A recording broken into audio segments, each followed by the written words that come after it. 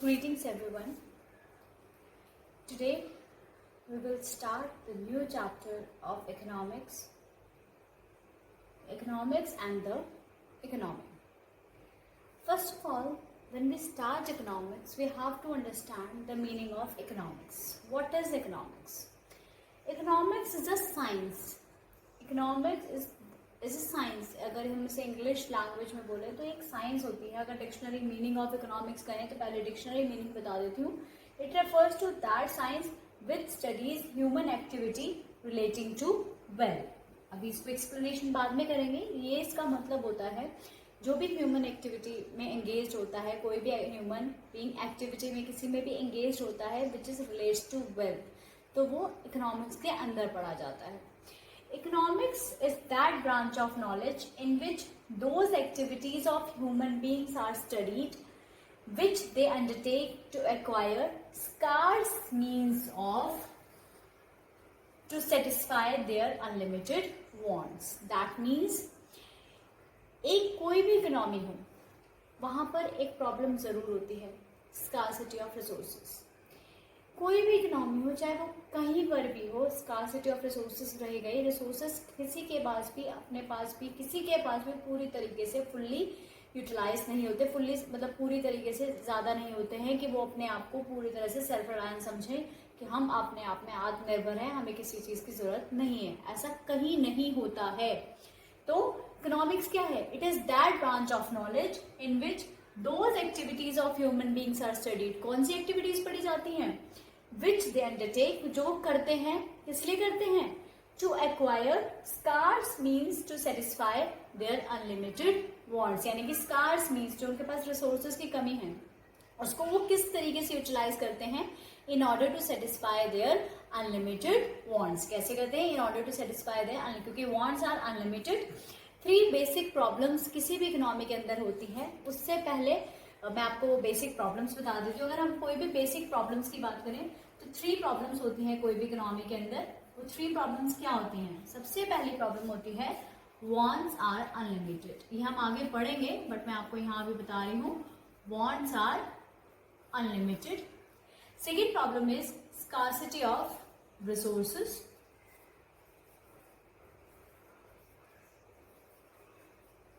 And third problem is alternative, या आप 12th में पढ़ेंगे जो मैं आपको अभी यहीं पे बता रही हूँ. Alternative uses of resources. These 3 problems are there in every economy, जिसे हम क्या बोलते हैं? Economic problem. क्या बोलते हैं हम इन्हें? Economic problem. तो ये इकोनॉमिक प्रॉब्लम भी बोलते हैं, इसे प्रॉब्लम ऑफ चॉइस भी बोलते हैं. अभी हमें इतना ज्यादा करने की जरूरत नहीं है. हमें सिर्फ यहाँ पर पढ़ना है कि इकोनॉमिक्स क्यों पढ़ी जाती है. Why there is a subject of economics? Because in every economy these 3 problems arises. That's why economics आई है. economics एक साइंस है जिसमें हम क्या पढ़ते हैं? ह्यूमन एक्टिविटी के बारे में पढ़ते हैं. कोई भी ह्यूमन एक्टिविटी करता है, देखिए हम लोग क्यों काम कर रहे हैं? Because we are in need of money. हमें पैसों की जरूरत होती है क्योंकि हम किसी भी तरीके से अपनी सारी वांट्स को सेटिस्फाई, इवन सारी वांट्स तो कभी भी सेटिस्फाई नहीं हो सकती क्योंकि वांट्स क्या है हमारी? अनलिमिटेड है. वांट्स क्या है हमारी? अनलिमिटेड है. अब उन वांट्स को पूरा करने के लिए हमें रिसोर्सेज चाहिए, पर रिसोर्सेज क्या है हमारे? स्कार्सिटी है. स्कार्सिटी मतलब कमी है रिसोर्सेज की. तीसरी चीज क्या है? Alternative uses of resources. Resources के ऑल्टरनेटिव यूजेस होते हैं. फॉर एग्जाम्पल अगर हम बात करें, जैसे कि हमारे पास लैंड है.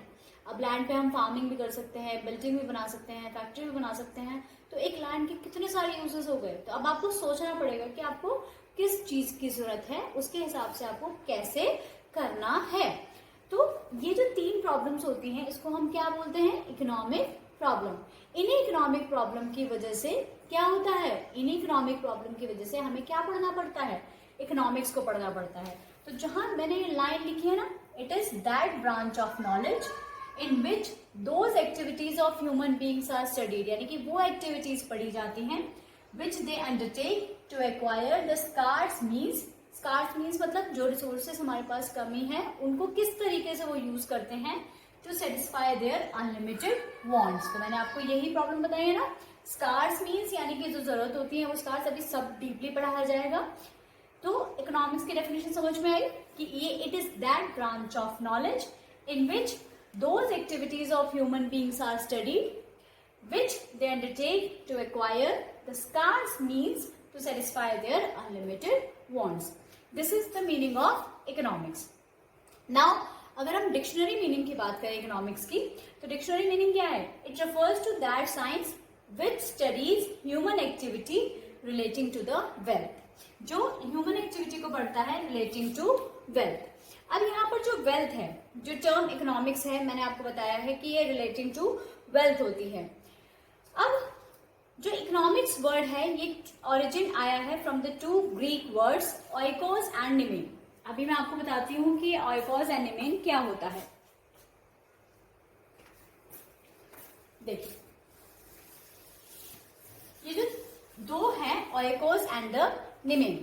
What is oikos? Oikos is household. Oikos का मतलब इंग्लिश में होता है household. And what is nemein? Nemein is management. What is nemein? Nemein is management. Understand? अब इन दोनों को मिला के क्या बन गया? Management of house hold. तो इकोनॉमिक्स क्या हो गई? इकोनॉमिक्स इन दोनों को अगर कंबाइन करेंगे तो क्या बन जाएगी? Management of house hold. ये उल्टा पढ़ेंगे, management of house hold. That means house hold किस तरीके से मैनेज करता है अपने रिसोर्सेज को टू सेटिस्फाई हिज और हर वॉन्ट्स, वो हमारा क्या कहलाया जाता है? That is known as economics. वो हमारी क्या है? इकोनॉमिक्स है. यहाँ पर जो मीन्स है, हमने यहाँ मीन्स की बात करी है, यहाँ पर जो मीन्स है, मीन्स ही हमारे यहाँ वेल्थ है. दैट मीन्स हमारे पास पैसा होता है, हम अपनी सारी नीड्स को तो एक साथ सेटिस्फाई नहीं कर सकते ना, तो हमें अपनी जो वेल्थ है उसको किस तरीके से ऑर्गेनाइज करना है, किस तरीके से उसको यूटिलाइज करना है ताकि हम अपनी वांट्स को क्या कर पाए? हम अपनी वांट्स को सेटिस्फाई कर पाए. यानी कि हम अपनी वांट्स को क्या कर पाए? सेटिस्फाई कर पाए. इसीलिए हम क्या करते हैं? वेल्थ, जो मतलब अपनी वेल्थ को किस तरीके से ऑर्गेनाइज करें. अब ये समझ में आ गया इकोनॉमिक्स का क्या मतलब होता है? Management of house hold. Now अब क्या है, जो आपका ह्यूमन वांट्स हैं वो अनलिमिटेड है. अभी मैंने आपको बात बताई है कि human wants are unlimited but the means to satisfy them are scarce. क्या है हमारे? उनके जो हमारी वांट्स अनलिमिटेड है बट हमारे जो मीन्स है उसको सेटिस्फाई करने के लिए वो क्या है? हमारे स्कार्स हैं, कमी है उनकी उस चीज में. तो वो अब उसको हम किस तरीके से ऑर्गेनाइज करें ताकि हमें क्या मिल जाए? हमारे को सेटिस्फैक्शन मिल जाए. तो वही क्या है? वही हमारी क्या कहलाई जाती है? इकोनॉमिक्स कहलाई जाती है. कोई भी हाउस होल्ड हो, कोई भी तरह के हाउस होल्ड हो, वो हमेशा क्या चाहेगा? मैक्सिमम सेटिस्फैक्शन चाहता है. ऐसे ही हर कोई अपना अपना देखे, जैसे consumer needs maximum satisfaction, producer needs maximum profit, ठीक है ना, government needs maximum social welfare. तो हर किसी का एक अपना मोटिव होता है कि कंज्यूमर को चाहिए मैक्सिमम सेटिस्फैक्शन, प्रोड्यूसर को चाहिए मैक्सिमम प्रॉफिट, और जो आपका जो गवर्नमेंट है, गवर्नमेंट को क्या चाहिए? Maximum social welfare. तो ये सब चीजें क्या हैं? इकट्ठी मिलती हैं. देखो अपने हर कोई का अपना अपना मोटिव है. अब वो कैसे पूरा करेगा उसको? अपने अपने रिसोर्सेज को देख के कि उसे किस तरह से अपने रिसोर्सेज से सेटिस्फैक्शन मिलेगा, उसके अकॉर्डिंग वो उस चीज को कवर अप, वो उस चीज को कंट्रोल करेगा. Got it? समझ में आया अच्छी तरह से? Just note it down fast. Definition लिखिए, उसके बाद बताती हूँ आगे.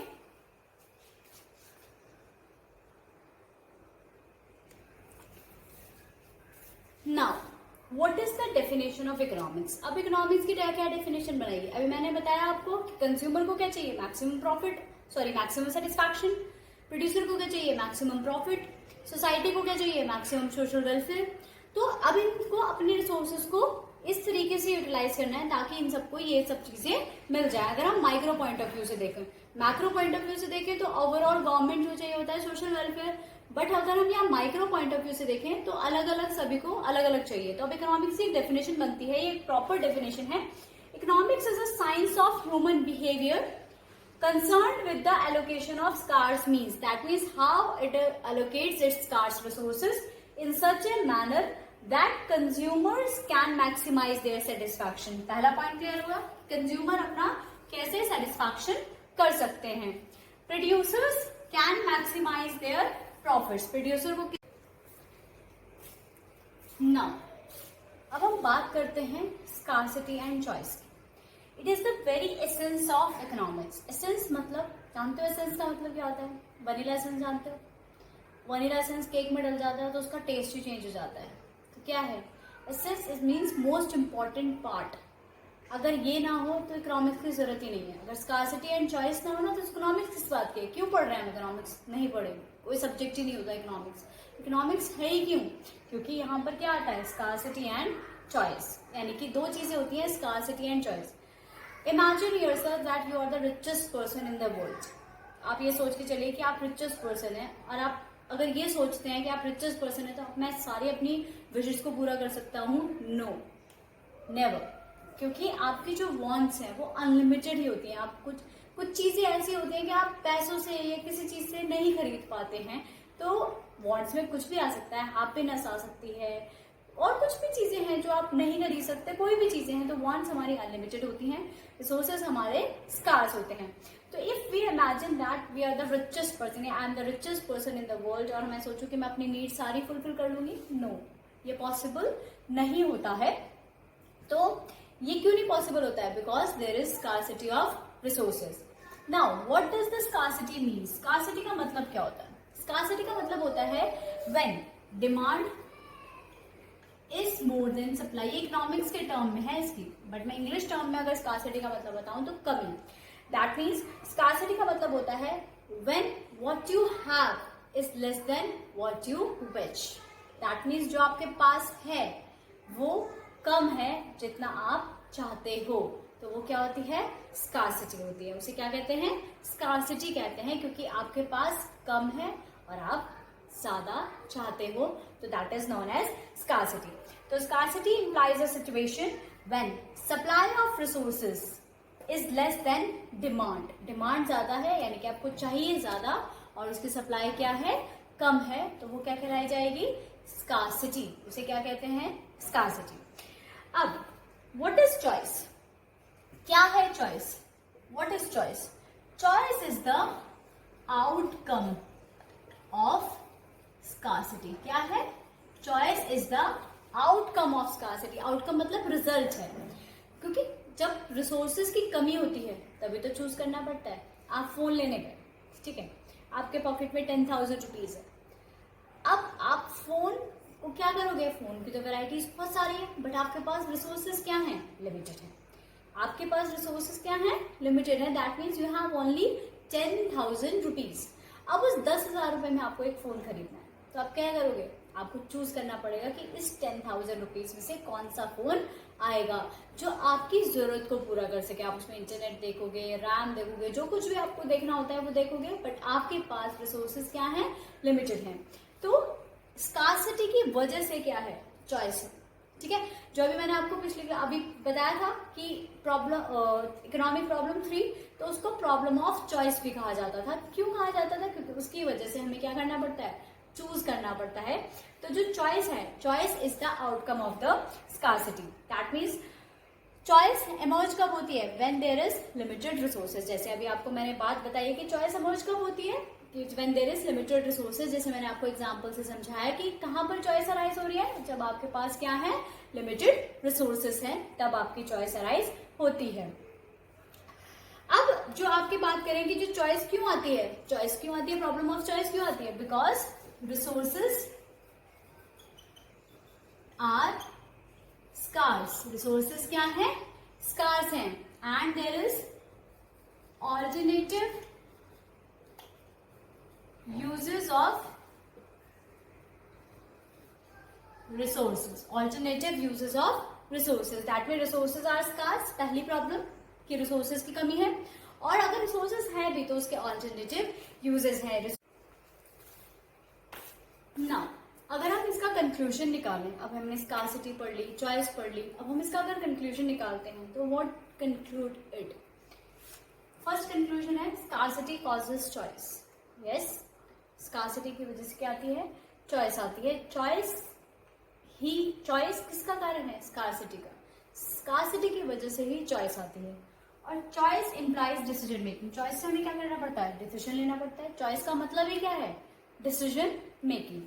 And decision making what relates? Decision making relates to usage of limited resources. Decision making relates to usage of limited resources in a manner that, किस तरीके से वो डिसीजन लेता है, किस तरीके से रिसोर्सेज का इस्तेमाल करना है, दैट कंज्यूमर को मैक्सिमम सेटिस्फैक्शन मिले, प्रोड्यूसर को मैक्सिमम प्रॉफिट मिले और सोसाइटी को मैक्सिमम सोशल वेलफेयर मिले। तो दिस इज द आपका इकोनॉमिक्स के बारे में पढ़ा है कि इकोनॉमिक्स का जो आउटकम है, इकोनॉमिक्स किसकी वजह से होता है, economic problem arises because of scarcity and the choice. That means scarcity and choice is the essence of economics essence है इकोनॉमिक्स का, क्योंकि बिना स्कार्सिटी और चॉइस के कोई इकोनॉमिक्स का फायदा नहीं है। इकोनॉमिक्स को हम देखते हैं कि कंज्यूमर को कैसे सेटिस्फैक्शन मिलता है भाई, तो वो क्योंकि स्कार्सिटी ऑफ रिसोर्सेज है ना, तभी तो वो सेटिस्फैक्शन की तरफ जाता है। अगर रिसोर्सेज कमी ना होते तो उसको सेटिस्फैक्शन की जरूरत नहीं होती, जितना चाहे उतना ले सकता है। प्रोड्यूसर प्रॉफिट के लिए सोचता है, सोसाइटी सोशल वेलफेयर के लिए सोचती है, तो वो किस लिए सोचती है, because there is a scarcity of resources. Understand? अच्छे से समझ में आ गया ना?